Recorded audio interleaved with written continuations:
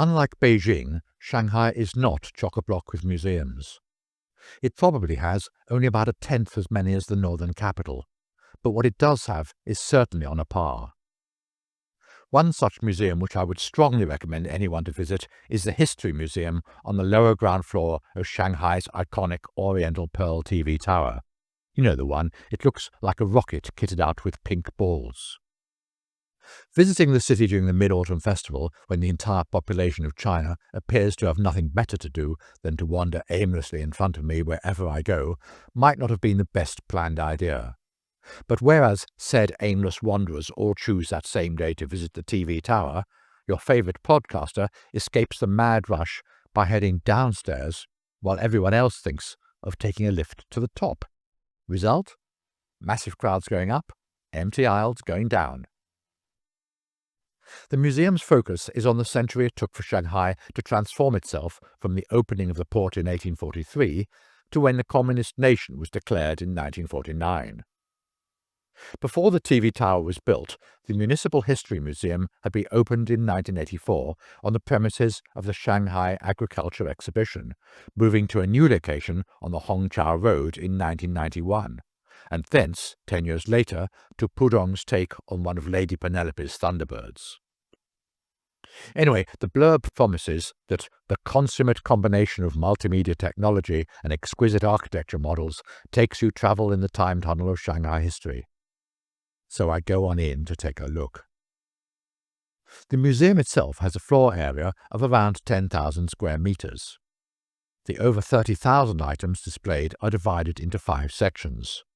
Trace back to Huating, style and features in the town, sketch of the port opening, foreign settlement, and old footsteps in Shanghai. The museum aims to try to reflect the historical evolvement of the politics, economy, culture, society, and people's life in modern Shanghai. And I have to say, I think it does a pretty good job of that.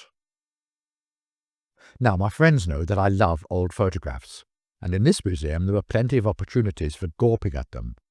For instance, there's one of the Bund in 1893, the 50th jubilee of the founding of the settlement.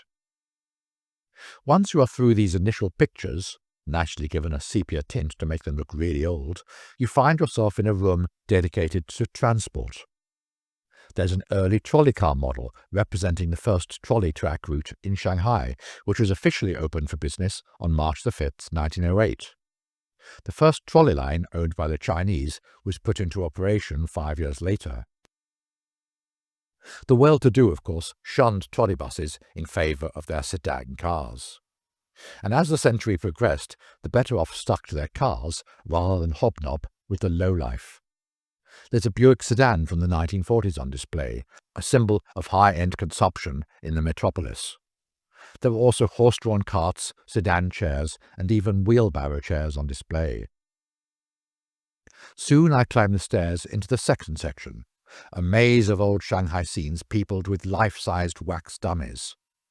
Here I can learn about country life as was, and city life as was, with dioramas of a tea house, a cloth shop, a soy sauce and pickle shop, a bean curd stall, a salted aquatic products, i.e. seafood, market in Shangualu, the dragon-shaped wall in Yuyuan. The list just goes on, each with a highly detailed scene in low lighting. The next hall is crammed full of scenes from Shanghai's foreign concession history during the late 1800s and early 1900s. A helpful sign tells us it represents the metropolis infested with foreign adventurers, and then goes on to remind us that in 1840 the British launched the Opium War as a pretext to invade China.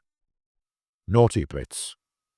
There's also an explanation of the mixed court. After Shanghai became a treaty port, the foreign powers seized part of the city's administrative and judicial powers, representing an important symbol of Shanghai's semi-colonial status. Of course, one can't forget the opium smoking houses, which could be found scattered along all the streets and lanes. Many solicited customers with girls. Now there's a novel idea.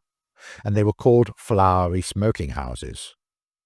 The numerous opium dens, we are told, were part of the gloomy side of old Shanghai.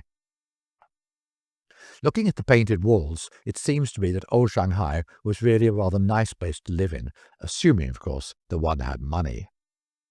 As a result of its multinational colonialist status, Shanghai quickly became the nationwide centre for newspapers and information in the 1920s.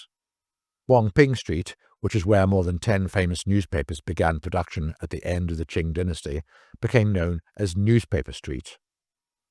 Naturally, sex was never far below the surface of this heaving metropolis, and the city's dens of ill repute are also captured for all to gawk at, including a model of one of the call girls. I notice that here there are no explanations given in English of what is going on. Perhaps the images speak loudly enough by themselves. And anyone who despairs nowadays at how sex is used to sell all kinds of products need only come here to see that the idea is anything but new. I have talked previously about the Jing'an Temple.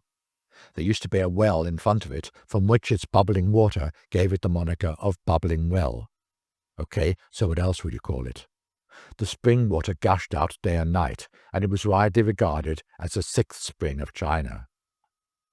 Shanghai also became the financial hub in the region, given its international status. Both foreign and Chinese currency circulated together, but in the 1930s, the head offices of the central bank, Bank of Communication and Bank of Peasants, started using the same money, and Shanghai's position as a financial centre was consolidated further. Something else that Shanghai typically made its own was to supply the opera trade with costumes. There was a concentration of various opera troupes, including Peking, Kun, Hu, Yue, Kunadong, Shi, and Yong operas, and the top suppliers all set up shop in Shanghai. There's naturally a reconstruction. Peking opera became very popular in Shanghai, and the Dangui Tea House was the earliest theatre offering this kind of entertainment for its customers. Two were built, one in 1867 and the second in 1884. There was also a district known as Small Garden, which is a popular name for the area around the present Guangxi Road and Zhejiang Road, adjacent to Fuzhou and Shantou roads. The concentration of recreational facilities led to the emergence of nearly 100 shops which specialized in selling women's shoes in fashion at the time. After the 1911 revolution, when men no longer wore pigtails, people started visiting the barbers more often, and by the 1930s there were about 1,000 large and small barber shops in the city. I'm nearing the end of my trip through Shanghai's time tunnel. From here until the exit, one walks through a huge collection of yet more pictures and lithographs. I emerge into the daylight once again, now knowing everything there is to know what is worth knowing about the history of Shanghai. What a fabulous museum!